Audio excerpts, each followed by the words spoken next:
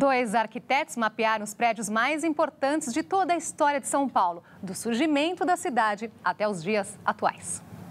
O passeio começa em 1554, quando uma igreja e um colégio de jesuítas foram erguidos para marcar o nascimento da vila de São Paulo de Piratininga. O conjunto atual, conhecido como Pátio do Colégio, é uma reconstrução de 1979. Pertinho dali, virando um pouco as páginas dessa história, chegamos em 1834, quando Maria Domitília de Castro e Melo comprou o imóvel da antiga Rua do Carmo. A Marquesa de Santos entrou para a história como amante do imperador Dom Pedro I e o palacete ganhou fama por ser palco de agitados eventos sociais. Já no século XIX, em meio a epidemias que atingiram a população, uma construção marcou a evolução urbana da cidade. É o Desinfectório Central, que abrigou o serviço de saúde pública da cidade. Vale a pena também uma paradinha no edifício Ouro para o Bem de São Paulo. Ele foi construído com as doações das alianças de casamento das famílias durante a Revolução de 32, quando os paulistas pegaram em armas na luta por uma nova Constituição. Em 1954, um presente nos 400 anos de São Paulo. Uma homenagem grandiosa para retratar o poder e a modernidade da cidade. O Parque do Ibirapuera com as imponentes construções de Oscar Niemeyer. Outro arquiteto que eternizou seu nome por aqui é Rui Otaki. É dele o prédio que chama atenção na Avenida Brigadeiro Luiz Antônio, onde funciona um luxuoso hotel. Essas e outras construções da cidade estão no livro São Paulo, Cidade e Arquitetura, um guia. E nós recebemos aqui no estúdio um dos organizadores desse livro, Jorge Bassani, arquiteto e professor da Faculdade de Arquitetura e Urbanismo da USP. Muito obrigada pela presença, professor. Obrigado a vocês. Vou te contar que deu um trabalho enorme para a gente selecionar esses prédios, né, que passaram na matéria anterior. Eu imagino o que não tenha sido selecionar 284 edifícios para colocar aqui nesse livro. Qual foi o critério? Olha, eu também imaginava, tá? Só que foi muito pior do que eu imaginava. A gente tinha uma lista inicial de 400 prédios e mesmo assim difícil de fazer. Para selecionar esses 284, o que nós tivemos que fazer é sermos rigorosos em relação a alguns critérios. Porque óbvio que tem o caráter subjetivo de uma equipe, de várias pessoas que têm as suas preferências. Nós tivemos que selecionar algumas coisas a partir de alguns balizamentos.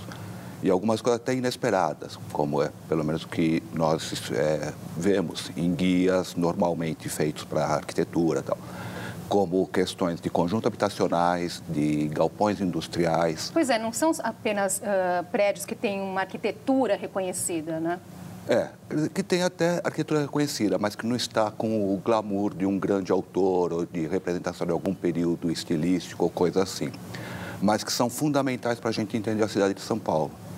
O guia, o Bale, você falou dos critérios, o principal critério é isso, quer dizer, qual é a arquitetura que a cidade produz, com o seu crescimento vertiginoso, com uma velocidade sem nenhuma comparação na América do Sul, com essas dinâmicas toda a cidade, ela produz uma arquitetura muito específica. E por falar em velocidade, no livro você faz a pergunta, o que podemos chamar de bela em uma cidade que em um século foi multiplicada por 20? Você encontrou essa resposta durante o trabalho? Olha, não sei se eu encontrei, acho que nós paulistanos, mesmo os que vieram para cá, que não nasceram aqui, temos essa resposta. Quer dizer, é uma beleza mais difícil, precisa chegar mais de perto, precisa conhecer, precisa se aproximar. E, de qualquer jeito, uma cidade, né, que cresce isso tudo, quer dizer, que passa a ser um fenômeno fantástico de ocupação territorial, com todos os dramas que isso causa, obviamente já é um espanto e aí a gente pode colocar em alguma categoria estética de belo essa coisa fantástica que é uma cidade dessas proporções, né? Isso que eu queria mostrar, cidade e a arquitetura dela. Agora, o que te chama mais atenção nesse processo de transformação tão rápido? Olha, o que chama a atenção, umas coisas assim, até da dificuldade de escolher edifícios para mostrar isso, né? Como que a cidade produz sua arquitetura. Se nós olharmos o primeiro capítulo, ele tem 21, 22 obras, que são as que sobraram. Então, o que mais chama a atenção é o quanto se destruiu para se construir, né? E o quanto, mesmo assim, quer dizer, com esse crescimento todo, ou seja, uma cidade que se espalhou pelo território, ainda precisou ficar se desmontando ou se desconstruindo para poder construir outras e outras em cima. Isso é que eu acho que é o mais espantoso na cidade.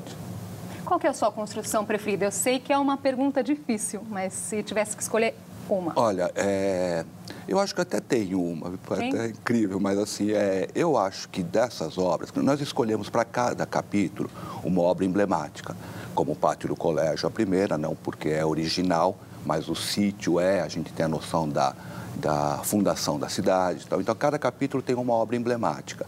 Do último capítulo é uma obra que é o Centro Cultural São Paulo.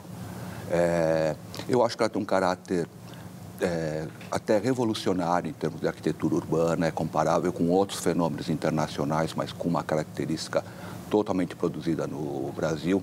Infelizmente, um dos autores, o Luiz Teles, morreu recentemente. É uma arquitetura que consegue conjugar cidade e arquitetura, além de ser um espaço cultural, de uma forma muito líquida, muito sensível e tem uma presença numa avenida, numa expressa, e é característica de São Paulo, como a 23 de Maio. Então, se eu fosse escolher uma obra que está nesse guia como a mais marcante para mim na cidade, é o Centro Cultural São Paulo.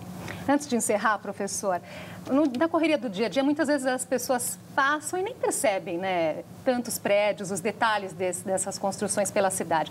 Qual a dica, então, para a pessoa, ao caminhar na rua, prestar atenção? Olha, eu acho que a dica é caminhar primeiro, e caminhar mesmo. Caminhar não simplesmente dando um passo atrás do outro, mas caminhar fruindo o espaço. Quer dizer, São Paulo o centro de São Paulo, mesmo com essa coisa caricata de que São Paulo não é imediatamente bonita, você precisa ter essa segunda observação, o segundo olhar para reconhecer a beleza. O centro de São Paulo é super agradável, aprazível, logicamente com todos os problemas que qualquer centro metropolitano de América do Sul tem, mas é super agradável. Então, caminhar, usufruindo, aproveitando, é não só bom para reconhecer a produção cultural da cidade, mas é bom para a saúde também das pessoas. Muito obrigada pela dica, pelas informações. E para quem se interessou pela nossa conversa aqui, o livro São Paulo, Cidade e Arquitetura, um guia. Obrigada, professor. Obrigado a você.